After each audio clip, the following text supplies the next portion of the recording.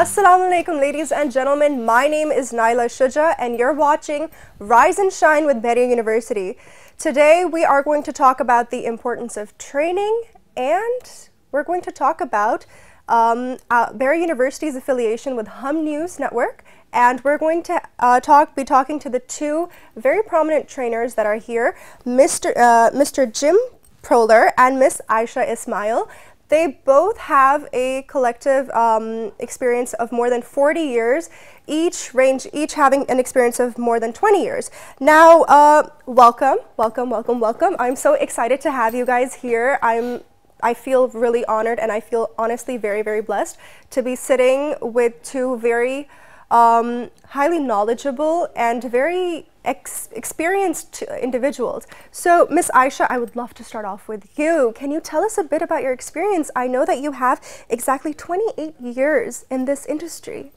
Well, I'm from South Africa. Yes. I am from Cape Town, the beautiful city of Cape Town. Yes. I was born in Cape Town, reared in Cape Town, educated in Cape Town, and I worked as a journalist for many years in Cape Town.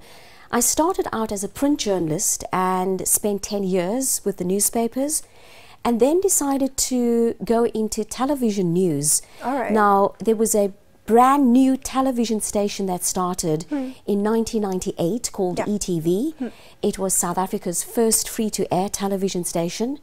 And I decided to go into the world of broadcasting, and I haven't looked back since. Oh my goodness. So I worked as a television news journalist and then went on to become a producer. Oh wow. And so I'm a news junkie, and I'm passionate about news.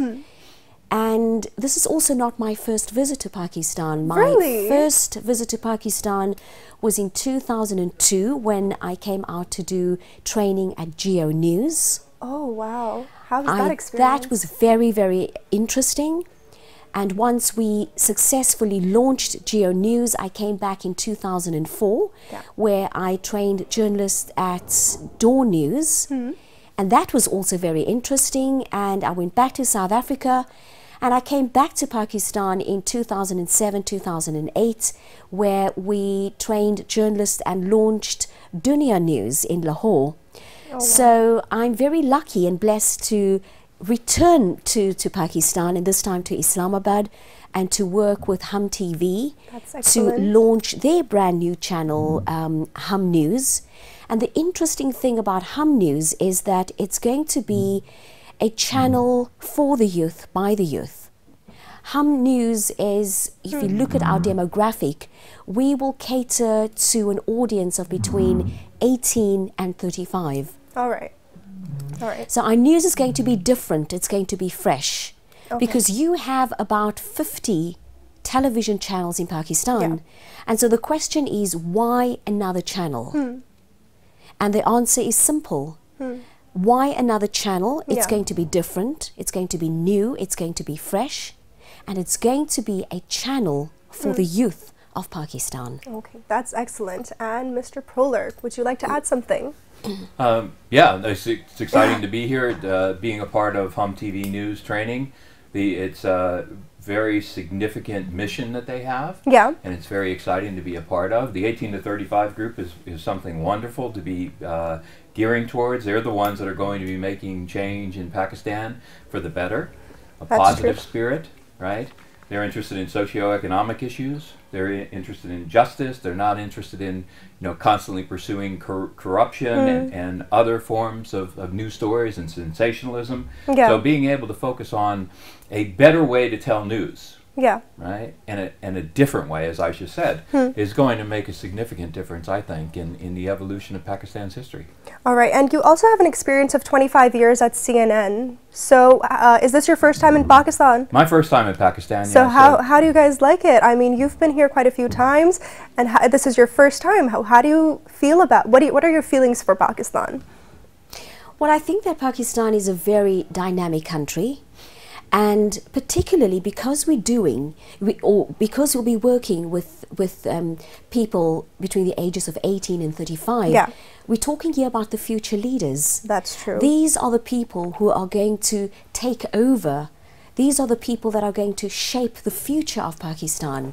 So it's a very interesting experiment And it's a very interesting assignment that we're working on because we're working with young people. Yeah, it's an investment for the future. Indeed. So that's excellent. All right, so let's talk a little bit about your training, the training program that you're here in Bahria University for with affiliation to Hum News. How is that going for you? What are the main objectives of this program? Well, with my training specifically, it's for reporting and anchoring. All right. So we give a basis. We go over some of the general mission of the company, the values of the company, which I think are very important to review because you need to start off with a strong foundation. You need to set the right pillars for how to go beyond telling the news like everybody else does, right? And you always refer back to your core values. You refer back to your audience to focus on. So we start out with that, and then we get into particulars. So we'll talk individually, everyone that's in the class, and we have a mixture, everyone from brand new, inexperienced, freshers, right, to very experienced, 30 years in the business, journalists here in Pakistan, and they're mixed into one class. Yeah. So you have a lot of diverse thoughts, right? Some preconceived notions, and some others who just have no idea what it's really like to be reporting from a site where there's a significant news event happening. So it's that dynamic in its own right is very exciting.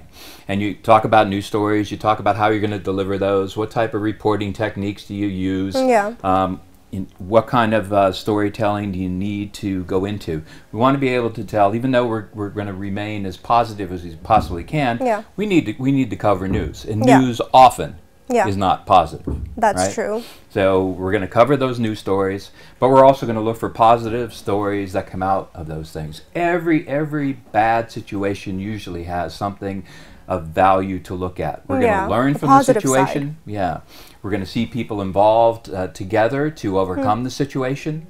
And so you look for those additional stories to bring those stories home directly to the people in a way they can understand and relate to. All right, so let's talk a little bit about how news is being sensationalized within Pakistan. There are certain topics that catch fire really quickly. What is the job of a news anchor, and what tones, what is the physical and the verbal cues that they should control, and what are some cues that they should highlight in order to get their message across? Like you said, news needs to be delivered to the audience. So what are some techniques, or what are some focus areas that you really look at? Well, I think the first important thing is to be conversational. It's like right now, we're having a conversation. We can relate better whatever information we have, whatever substance around that information, we can relate it better if we talk conversationally. That's true. Between without yelling, without screaming. And you don't need all those graphics. You don't need all that blaring music. You don't need those intense colors. Distractions.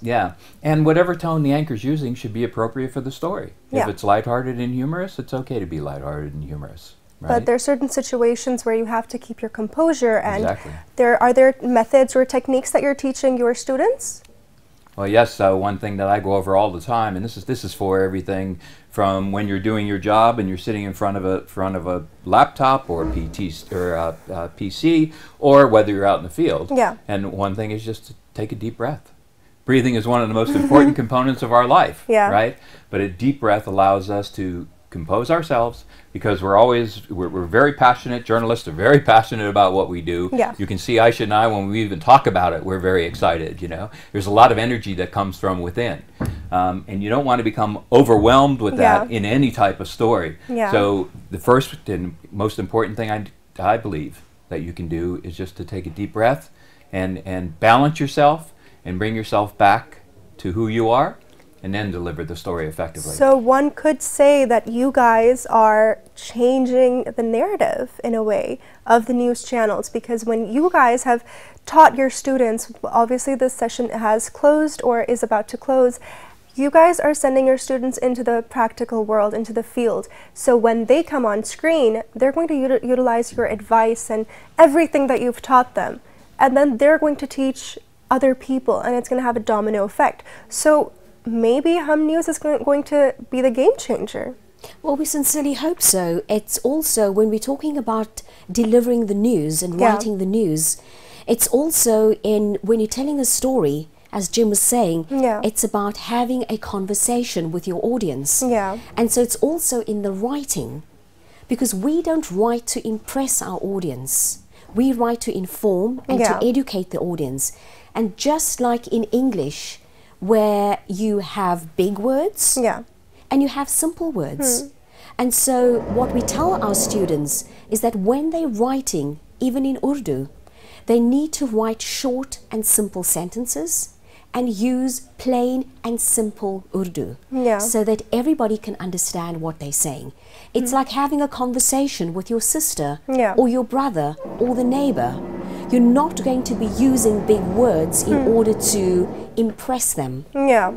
We also want people to get used to having conversations, as we said, with their audience and not write as if they're writing academic papers. That's true. Anything you would like to add? Well, the most important thing is that we are storytellers. And we want to get the story across. And we have to relate to our audience. We have to understand them totally, right? Recognize what interests them and talk to them in a way they want to be spoken to. And just like Aisha says, it isn't in academic methods, or it isn't in prose like an Urdu poet, right? It's an effective, direct, clean and clear way of communication. Okay, so how do you differentiate from storytelling and, you know, presenting hard facts? How do you make that digestible for the viewers? Well, I think storytelling is telling the facts, right? But in a way that the viewers comprehend and they're able to absorb it, right? By using plain and simple Urdu, like you would do when you're having a conversation. That's true. And that's exactly how our writing will be. It will be short sentences, crisp sentences, and easy to understand. We also always impress upon our students that they have to be fair and accurate and balanced. An example could be whenever we sit down and talk, and we've all done this, where we sat with someone and they told us this long, lengthy story, and they're going on into historical references and points, and we're losing an understanding of what the intended point is. But if you just cut to the chase, if you will, clean up what you're saying and say it, now all of a sudden you've communicated, and as Aisha said, you educated and informed. And that's our goal. And because we're working in television, we need good visuals and we need good audio. And so it is very important when you're telling a story to have good visuals, because that's why people are watching television. So the visuals need to match what you're saying. So you've brought up a very interesting point for me. It's storytelling through visuals. Now, majority of the Pakistani channels have too much going on their screens. They're different people, they're different texts at the bottom, maybe at the top, maybe at the sides. There's just too much going on. And there's a constant narration, and they're repeating certain things over and over again in a very monotonous way. How can we change that, or how has this training helped the students change this narrative or change this concept? Well, we are going to be different. Hum News is going to be different to the other television channels. We're not going to bombard our viewers with breaking news and information here and there and tickers everywhere, because we want our viewers to concentrate and to digest what we are telling them. The other thing also with storytelling is when you're using visuals, with every visual is also audio. So we talk to our students about making use of the natural sound in the visuals. There is absolutely nothing wrong with starting a news package with natural sound, for instance, and then start to narrate the story. What we used to in Pakistan, and even in my country in South Africa, where the package starts and the reporter is narrating all the time. What we want is for our students to allow their visuals to breathe, so that the viewers can also appreciate the visuals that they are seeing. A picture is worth 1,000 words. Indeed. And the sound on those pictures is worth 1,000 words. I mean, you guys are creating a whole setting for the message that needs to be conveyed. So that's pretty excellent. Audio allows when you have visuals and you have audio, it allows you to feel what's on the screen. So when you just think of when you see cars, the automobiles, there's transportation, if you don't hear the honking horns, the busyness of the cars and the tires squealing, you don't get a sense, you don't feel it. Yeah. And the same way with wind and rain when you're listening to it. It triggers certain emotions. Exactly. Right? It's like doing a story on the beach, for instance. If you don't you need to hear the sound of the waves so that the viewer is imagining that he or she is actually on the beach. Or maybe recall their previous experiences. They can only feel that if they hear the natural sound of the waves, if they hear the natural sound of the wind blowing. All right. My next question is, have you guys worked on the concept of breaking news? Majority of the news channels within Pakistan have for example, if the water has run out in Khanpur Dam, breaking news, and they're screaming on top of their lungs. There's been an accident on Margla Road. Breaking news! How do we contain that and actually get the message across? Have you worked on this with your students in your trainings? Yeah, we've discussed breaking news, the threshold for breaking news. You know, if there's news, we want to be able to tell it, and we want to be able to tell it in a speedy fashion because news is new. Yeah. And it needs to be told as soon as possible, reasonably possible, when we have confirmed that something has happened. But the way we do it is going back to what we were discussing before, in a conversational tone. There's no need, when something significant happens, you don't need to raise your voice to make it more significant. It is significant on its own right. Yeah. That's true. All right, ladies and gentlemen, we're going to take a short break and we'll be right back.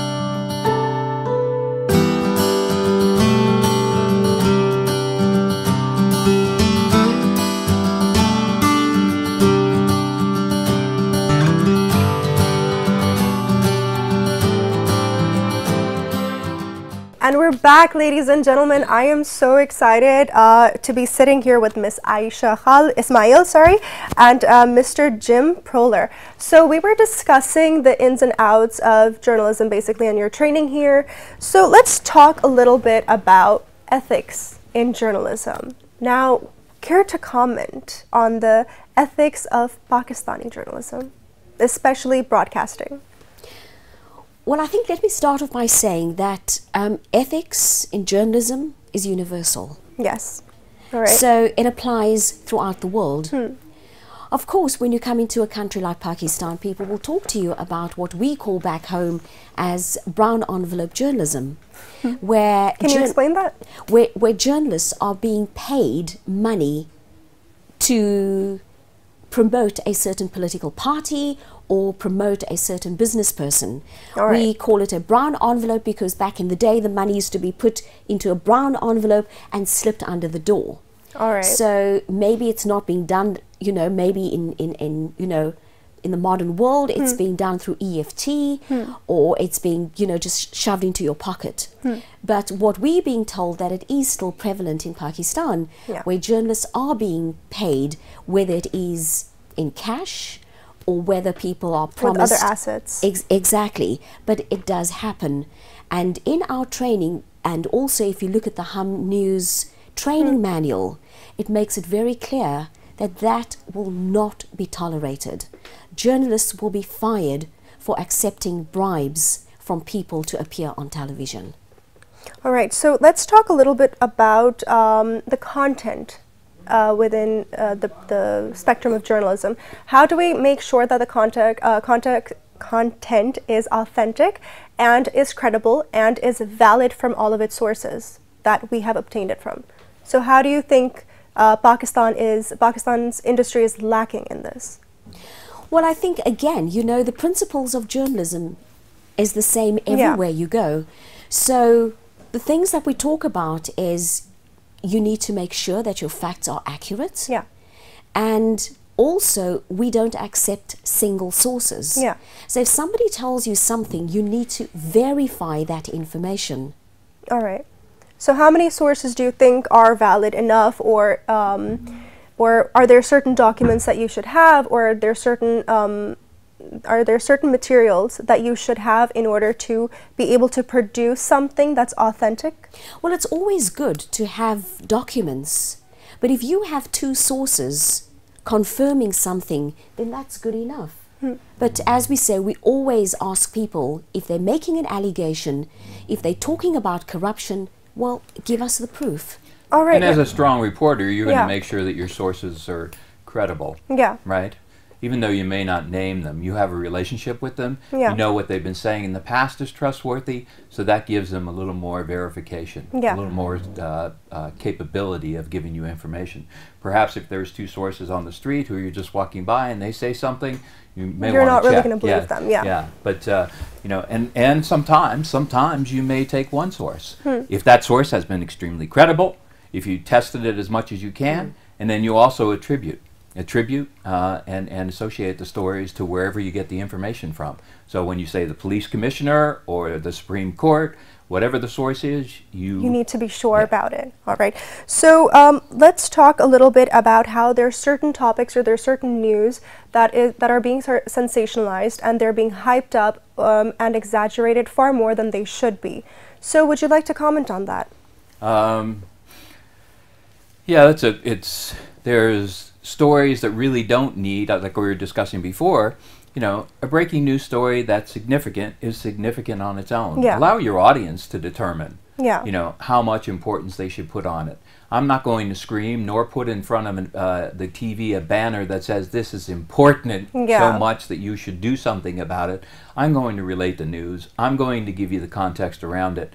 Or our team at TV News will be doing that, and we hope our intention is that our audience recognizes that okay, this is important, and if it's up to them to make their choices on whether they act on it and how they react, and then carry it on from there. All right. So there's certain cases which have victims, and they fall prey to certain individuals. Now, how do we protect their identity?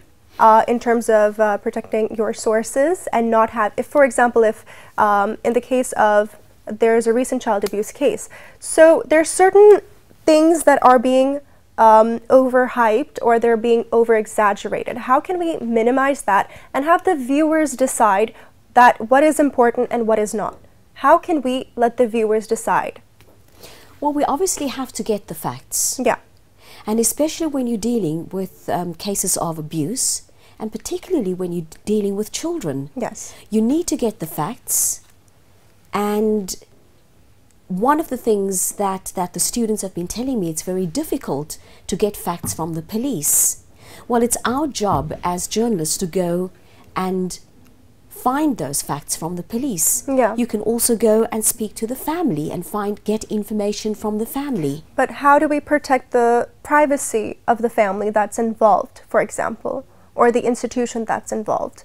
Because sometimes there's certain events that happen, for example, deaths, their news reporters show up to their homes and violate their privacy, their, home sanctity.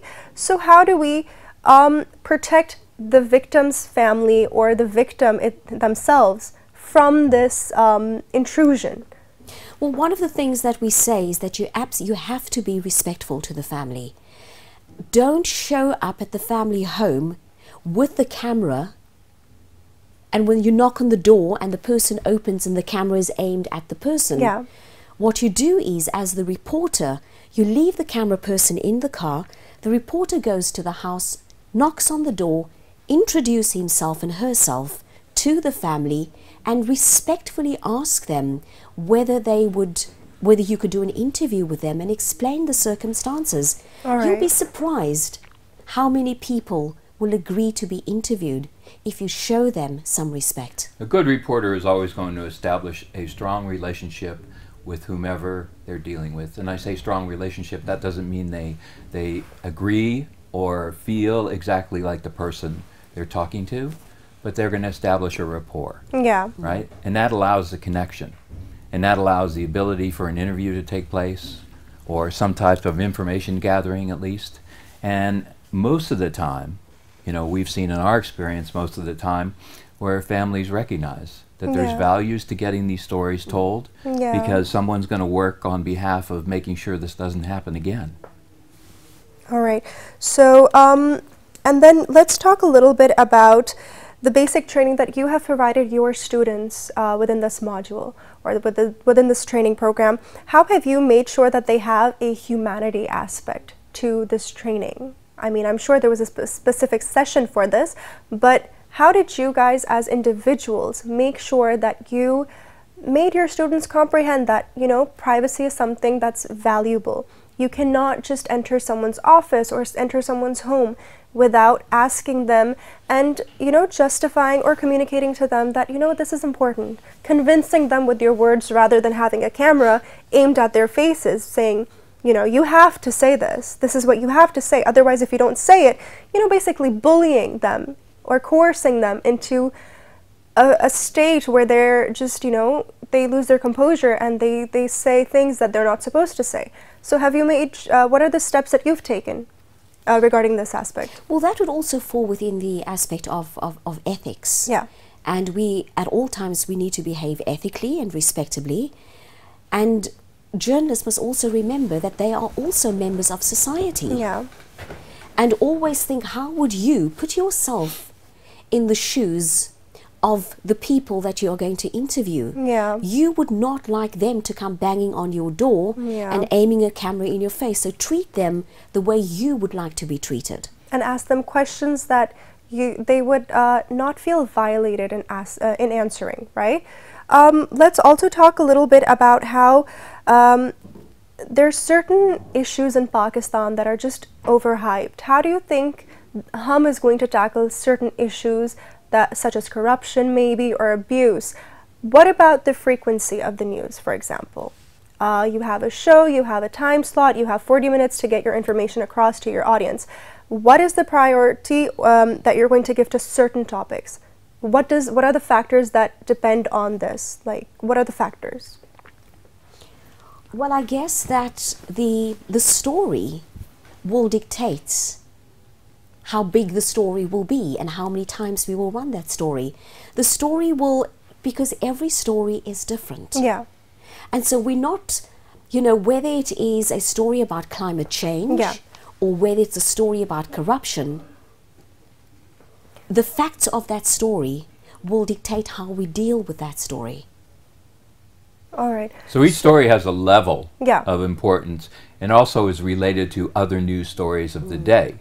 So you have to determine if right now Zainab's suspected killer has been arraigned and brought to the police, then perhaps that is the most important story. Yeah. And we discuss that. We would discuss that as producers of the rundown and figure out where it's going to sit. How much time we're going to give it, what visuals, what information, what context it needs, in relation to all the other stories too as well. Yeah, so you guys provide a specific time slot. But within Pakistan, for example, if you've seen the news for the past couple of days, it's just been dragged out, it's been exaggerated, it's on 24/7.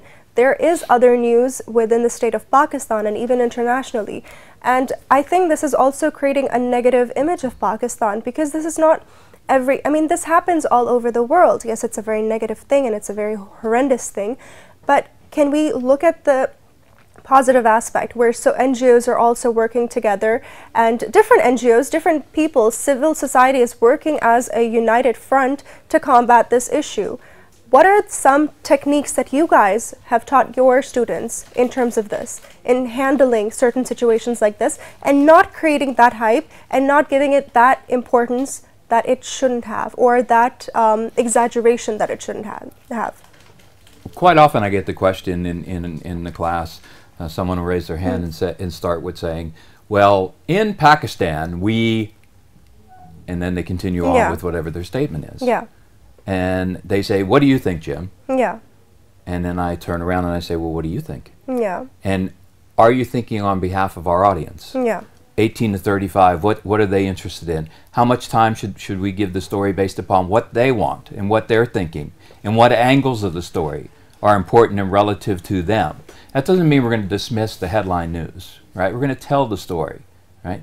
But then there's additional stories that we may provide too as well around that horrific story or disappointing story or whatever it may be. We're going to supply other sources of information, whether it be character-driven stories where people are highlighted and the benefits of what they're doing, NGOs, as you mentioned, or any other thing that might support the story in a more positive way, providing a solution perhaps. Maybe there's new alternatives, new safety measures to bring in about how you should take care of your children. Okay, let's talk about that too as well. Exactly, and that's also important because we're not only going to be presenting problems, we're going to be providing solutions to those problems as well. All right. So now, what do you think the role of an anchor is in communicating these solutions? Or, well, in stating the news in general? What are the aspects that the anchor needs to look at? Because they're just being provided a script that they have to read and they have to communicate it effectively. So what are the techniques that you've enlisted in your students?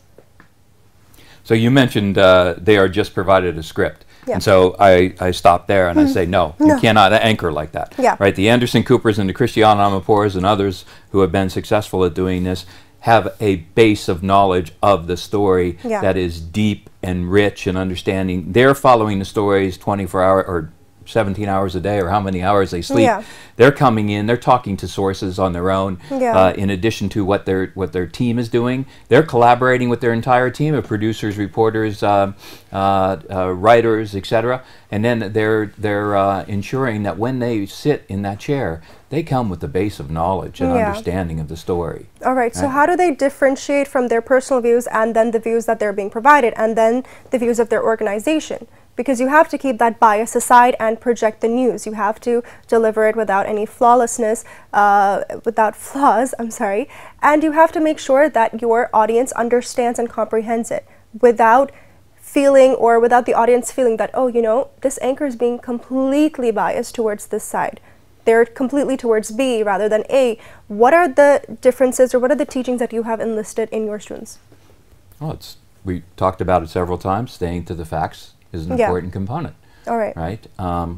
But that doesn't mean, I mean, you want to stay to the facts. You want to add context related to the facts. You want to attribute everything you possibly can. But there are times, too, you're going to become a human being. If there's a major disaster or some significant situation, you're going to react like a human being. And it's okay. I feel it's okay to do that. Right? All right. We are all humans. We talked about that. And also, you know, anchors aren't just pretty faces. They don't just come in an hour before the bulletin, have their hair done and their makeup, and then go in to read scripts. No.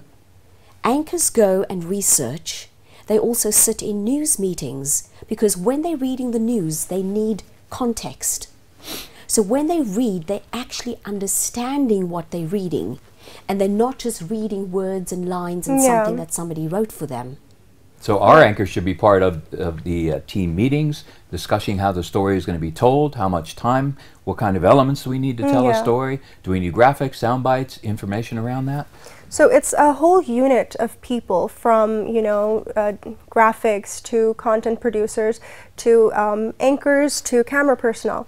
So how do they work together, and how do they find the best procedure or best ways to ensure that their message is being understood by the audience?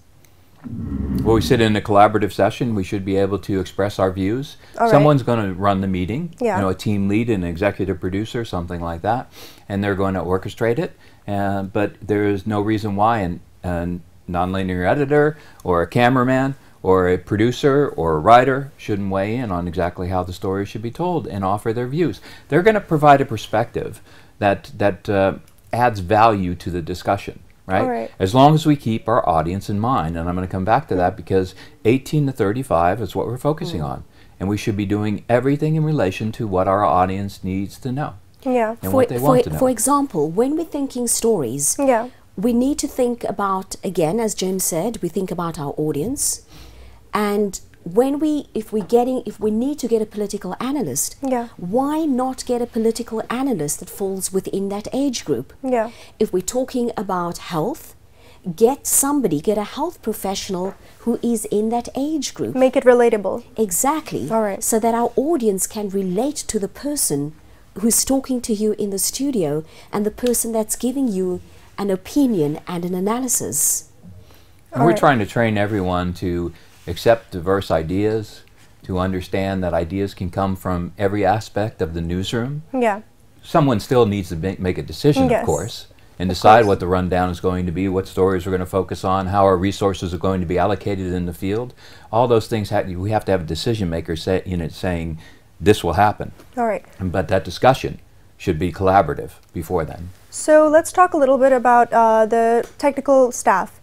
What kind of training should they acquire? What is their importance, their actual importance? And what do you think their role in the whole production is? As, you know, in terms of creating the content and then having it being executed. How big of a role do you think that they play? Huge role. Huge. Right. I actually made a stick figure animation to show, because everybody told me that the reporter is the biggest person and most responsible and owns everything. Then the producer that might be with them has a much less responsibility, and then the cameraman, he or she just does what they're told. Right. So I wrote that in stick figures: big person, medium person, small person, and I said, how does it look if we're having them equal? And they offer the same capability of coming up with ideas.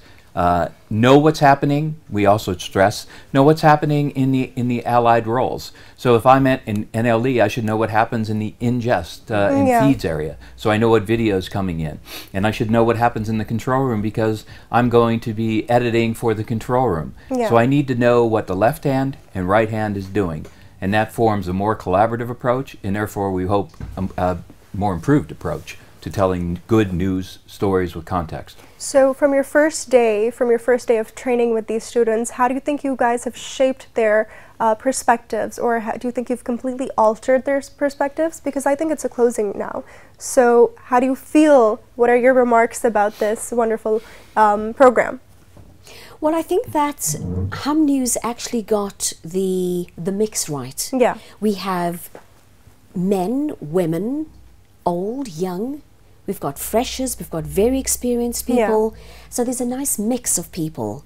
And the nice thing is that they were all open to new ideas, to fresh ideas. And they also understand that they're not going to, that Hum News, we will not be following what the other channels have been doing for all these years. We're going to be new, we're going to be fresh.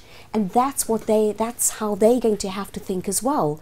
They're going to, those who came into the training with preconceived ideas, those who were set in their ways, have actually kind of come around and decided, oh well, there is a new way of doing this. And it's interesting to see that light bulb go off in their eyes. Right? And to see there's, you know, someone with 30 years experience or 20 years of experience, especially in the way Pakistan has done news, right? And they're very formulated, and then all of a sudden they're now open to new ideas and excited about it. You know, my challenge to them is, and our challenge to them is, you know, they're going to be starting a new news network, and they're going to be working hard. It's going to be intense. It's going to be challenging. They have to keep this in mind, that they need to be acceptable to new ideas. And they're part of making history in this country. Oh my goodness. All right. So like what is the importance of education for technical training or news reporting or anchoring? How do you think that education is playing that role, and how do you think Bahria University is able to not only just provide an academic role, but also a practical role? Because we have this huge setup of the media lab, and we have various facilities available for all students, regardless of departments, and we have different sorts of trainings for non-Bahrians as well. So how do you think that the linkage is there, that with academics and practical work? Well, the two almost go hand in hand. So once you graduate, there is this facility available to media students to come and practice their craft. And that actually places students from this university at an advantage, and they need to make use of it. All right. This is wonderful what I've seen here. And I've talked to a number of students and seen the facilities too as well.